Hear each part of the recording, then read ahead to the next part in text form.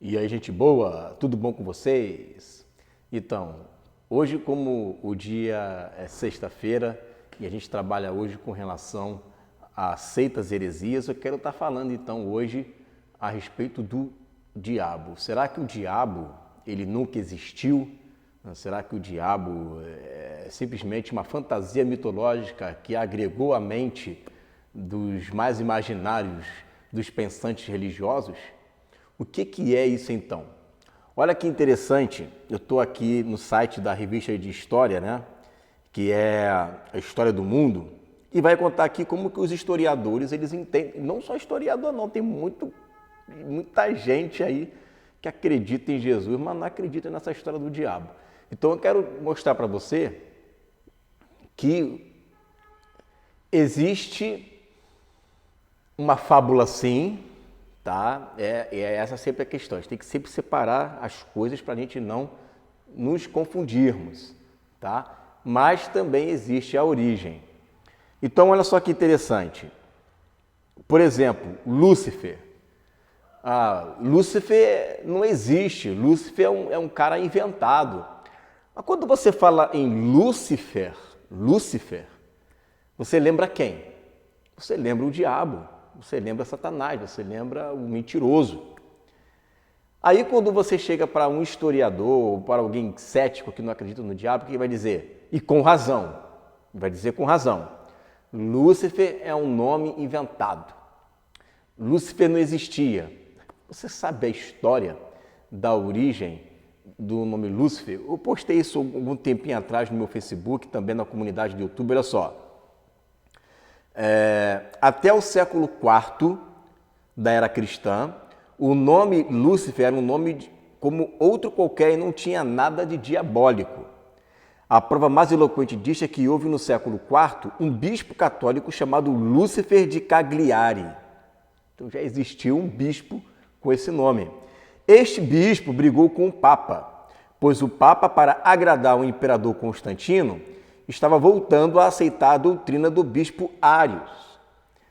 Ários é aquele que dizia que Jesus é um ser criado, segundo a qual Jesus seria uma criatura de Deus e não na mesma substância de Deus. A doutrina de bispo Ários já havia sido banida pelo concílio de Nicéia. O bispo Lúcifer de Cagliari foi muito agressivo em sua condenação ao Papa. De fato, o conflito foi longo. São Jerônimo não gostava da intransigência nem das opiniões do bispo Lúcifer de Cagliari e seus seguidores. São Jerônimo, inclusive, escreveu um livro criticando detalhadamente tais opiniões. Pouco depois, quando São Jerônimo traduziu a Bíblia do grego para o latim, ao traduzir Isaías 14, São Jerônimo traduziu Estrela da Manhã, né, em Lúcifer em latim. Porque Lúcifer em latim significa estrela da manhã. E nós sabemos que Isaías 14 é atribuído à queda ali de Satanás. Estrela da manhã. Né? Então, por exemplo, lá em Apocalipse, quando fala que Jesus é a estrela da manhã, em latim você ia dizer que Jesus é Lúcifer. Né? Mas é o latim. Né? Estrela da manhã para um, estrela da manhã para outro. Só que um está caído e o outro está exaltado. Né? Então, a palavra estrela da manhã, para diferenciar a estrela da manhã de Jesus, São Jerônimo vai lá e coloca a palavra Lúcifer, que também significa estrela da manhã. Né? Então, essa aí é a origem. Né? Para que ele fez isso? Para que toda vez que alguém fosse falar Lúcifer lendo a Bíblia, lembrasse de Lúcifer de Cagliari, que Lúcifer de Cagliari era o que ensinava que Jesus teria sido criado.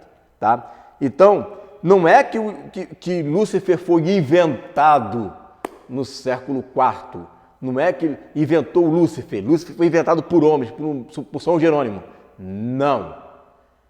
O nome Lúcifer, estrela da manhã, Lúcifer, foi atrelado ao diabo.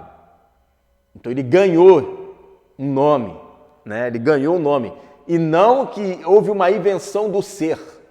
Não houve uma invenção do ser. Bom, essa é a primeira coisa que a gente deve responder para caso alguém chegar para você e dizer, não, isso é uma invenção do quarto século, da igreja medieval, que o Lúcifer foi inventado. É a mesma coisa quando falam que o diabo foi inventado pela igreja católica com chifre, com não sei o que. Com chifre, sim. Mas as primeiras pinturas de Satanás não é ele como chifrudo e com rabo. É ele como um homem, é como um ser humano, tá?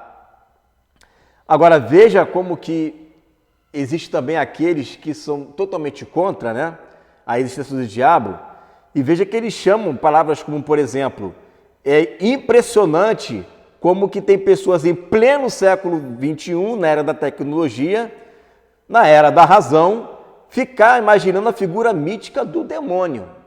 Né? Gente, eu fiz faculdade de História, então, realmente, existem professores que não acreditam em nada no mundo espiritual, tanto é que eles se denominam lá, o meu professor ele se denominava como naturalista, para ele tudo é natural. O homem não tem alma? Não, o que o homem tem é uma eletricidade no cérebro que deixa ele vivo. Né? Desligou a eletricidade, desligou o homem, é assim que ele acredita. Tá? Então veja bem, nesse esforço, a construção de uma figura maligna acaba assumindo os valores morais e comportamentos de menor prestígio em nossa cultura. O que ele está querendo dizer aqui? Né, que eu li o texto todo, não vou ler o texto todo. Ele está querendo dizer o seguinte, que nós, como cultura cristã, judaica e islâmica, a gente, ao invés de assumirmos os nossos erros, nós atribuímos o erro ao diabo. Pô, como assim? Como que eu vou culpar o diabo pelo meu erro? Ninguém culpa o diabo pelos seus próprios erros. Tiago é bem claro que nós somos tentados, mas quem cede sou eu. Então, para eles, o que é? Quando eu minto, a mentira é o diabo. Quando eu adultero, o adultério é o diabo. Quando eu assassino alguém, o assassinato é o diabo. E não que existe um diabo me tentando, mas que a própria tentação de dentro de mim é o diabo. E aí, ao invés de assumir o diabo que está dentro de mim, estou falando tantas vezes, esse nome está dando até nojo, né? Ao invés de assumir esse ser que está dentro de mim, eu atribuo a essa serpente, né? Vou botar outros adjetivos aqui. A essa serpente o ato de me induzir a enganar. O tipo que joga a culpa para ele. Não, eu faço esse tipo igual o Adão, né? Eu não fui eu, Senhor, foi a mulher que tu me deste. Se bem que ele não disse que não fui eu, ele só apenas disse que foi a mulher que tu me deste. Né? Então, é como que se eu chegasse, né, e não reconhecesse os erros que eu tenho e culpasse o diabo. Gente, é isso que nós ensinamos? É isso que nós pregamos na igreja? É isso que nós falamos? Né? Claro que não. Cada um dará conta de si mesmo. Cada um dará conta de si mesmo. A tentação externa, ela existe, mas ela vem para querer fazer com que a minha natureza pecaminosa, ela venha a aflorar, né? Ela venha a aflorar. Está estourando os fogos ali, é final de ano, não sei se você... É final de ano agora, mas esse vídeo vai ser publicado só no ano que vem, tá? Eu adianto bastante vídeo aqui. Eu vou esperar os fogos, vou botar no pausa aqui, aí a gente volta. Pronto. O fato é que eu esqueço que aqui em São Gonçalo tem muitos balões, né? Aqui tem a cultura de soltar balão. Então, é muito balão, é muito cachorro, é muito cafifa. São Gonçalo é assim. E de vez em quando, né, solta alguns balões ali. Mas vamos lá, vamos continuar. Então, o que acontece? Olha o que ele diz aqui. No século IV a.C., o profeta persa Zoroastro realizou a descrição de um ser chamado Arimã. Segundo as suas palavras, Arimã era o príncipe das trevas e tratava uma eterna luta contra Mazda, o príncipe da luz. Segundo historiadores, esse valor da religiosidade persa acabou sendo incorporado pelos hebreus durante o famoso cativeiro da Babilônia. Então ele está achando que os hebreus, no cativeiro babilônico, é que passaram a ter a ideia de Satanás. No cativeiro babilônico é que eles começaram a ter a ideia de que, de fato, né, o diabo existe. Não foi no cativeiro babilônico. Aí pegaram essa ideia e o diabo existe, viva Zoroastro, né? Se não fosse ele, a gente não quer saber disso não. Aí ele foi lá e começaram a escrever, né, influenciado por Babel. Ou seja, então Jesus foi influenciado por Babel, os discípulos foram influenciados por Babel. Porque uma coisa, se você quer combater o cristianismo, você tem que combater o cristianismo com as ferramentas corretas. Não adianta chegar e dizer que isso é uma influência de Babilônia, uma vez que você vê o próprio Jesus pregando isso. O próprio Jesus expulsando demônios. Já era. Não tem chororô, acabou. Quem é que vai dizer que Jesus estava errado, que Jesus estava maluco, que Jesus estava demente da cabeça? Não tem como. Então, não somente Jesus, mas havia exorcista também na época de Jesus. Tá?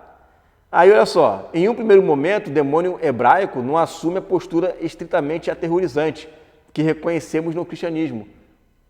Mas como que não? Né? A gente vê claramente em textos de Isaías, a gente vê em textos, né, de Daniel, fala da besta, a gente vê um texto suave ali, coloca serpente, né, de Gênesis. Então a gente vê textos, sim, aterrorizantes no Antigo Testamento, apontando para ele. Diz que ele é o que estava debilitando as nações, foi lançado no abismo, e Daniel fala dessa besta feroz, enigmática, né?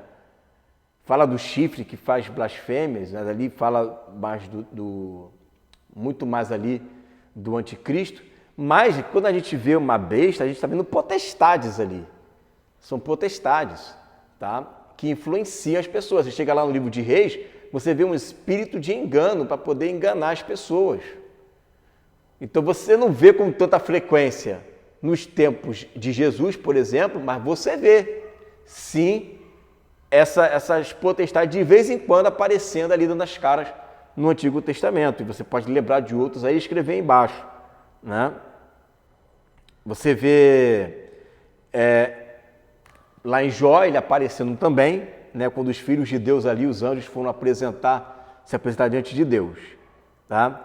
Então, o que acontece? O que ele vai dizer aqui, ó. Por volta do 2º século a.C., a figura do demônio aparece em alguns textos apócrifos da religiosa judaica, da tradição religiosa judaica. Se assumir uma afeição muito bem definida, os demônios são apresentados como seres malignos, que desorientam os indivíduos e os levam a cometerem atos deploráveis. No final das contas, o lado mais sombrio do imaginário religioso judaico esteve concentrado em descrições sobre o fim dos tempos. A fama do diabo apareceu mais tarde como um aparecimento da religião cristã. Não é que o diabo apareceu. O adjetivo diabo apareceu, mas esse ser já existia. Esse ser, Satã, né? Lá em Zacarias, ele aparece também, acusando o sumo sacerdote Josué. Então, o ser aparece, você vê como é que eles são... gente que traz desinformação, meu Deus. Eles ficam separando, né? E se fazendo de bobo. Lúcifer foi criado, olha só, Lúcifer foi criado na Idade Média. Mas aqui não está dizendo que o diabo veio com a tradição cristã? Então você veja que ele joga para todos os lados. O importante é desmerecer a fé. Isso que é importante. Se eu conseguir desmerecer a fé, fechou. Né? Não importa a versão que é, se é a versão A, B ou C. Se uma bate com a outra, se uma bate de frente com a outra. Não importa. Desde que eu consiga desmerecer a sua fé, eu estou conseguindo fazer. né? Bom, aí, olha só, assim a figura do demônio assumia formas e logo seria portador de gênese individualizada, né? Eu estou cortando aqui algumas partes que contam a história de como que foi feito ele com tridente, né, e tal. Em 1215, o Concílio de Latrão determinou que o diabo e os demônios eram criaturas criadas por Deus, que por conta de suas opções particulares preferiram se desviar da autoridade divina. Nesse contexto, ao mesmo tempo em que o inimigo se tornava claramente reconhecido, outras histórias falavam sobre pessoas que se entregavam ao temido lado da obscuridão, né? Então você veja aqui o seguinte, eles vão dizer que foi o concílio, né, que gerou, o Concílio de Latrão em 1215 foi que gerou o nascimento, então, oficial da Igreja Católica de Satanás. Gente, a Igreja Católica, vira e mexe, ela fazia concílios, ela fazia reuniões, sínodos, para testificar, bater o martelo, para dizer que aquilo que elas já ensinavam era verdade. Por exemplo, no Concílio de Nicéia, o que foi estabelecido ali no Concílio de Nicéia? Que Jesus é um ser eterno. Mas não é que a Igreja Católica criou a ideia de que Jesus era um ser eterno, ainda que tenha batido o martelo no Concílio de Nicéia, em 325. Mas que ali eles confirmaram uma verdade que já vinha sido pregada há muito tempo. Então não é porque no Concílio de Latrão se determinou que anjos e demônios eram seres que se rebelaram na eternidade, que o conceito veio de 1215, não. Eles só vieram a confirmar em um concílio algo que já estava sendo pregado e crido há milênios e desde os primeiros séculos da era cristã. Então você tem que ter cuidado com essas desinformações, gente, porque para você fazer uma desinformação é muito fácil. Posso chegar aqui, em 215, o Concílio de Latrão veio e confirmou que os demônios são seres criados. Show! Então foi lá e começa a pregar essa desinformação. Você veja como que é perigoso isso. Agora, eu posso chegar, né, e posso consertar isso? Posso, mas olha o trabalho que é. Você vai ter que montar uma coisa aqui, montar uma coisa aqui, acertar todos os ponteiros para você poder falar. Certo, gente? Então isso daí, o diabo é um ser pessoal, né? Ah, mas ele é só um adjetivo, né? Ele não é uma pessoa. Bom, quando você chama Jesus de o príncipe da paz, quem é o príncipe da paz?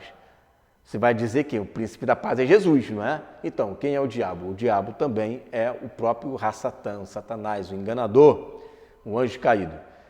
Certo, gente? É isso daí. Fica com essa palavra em nome de Jesus.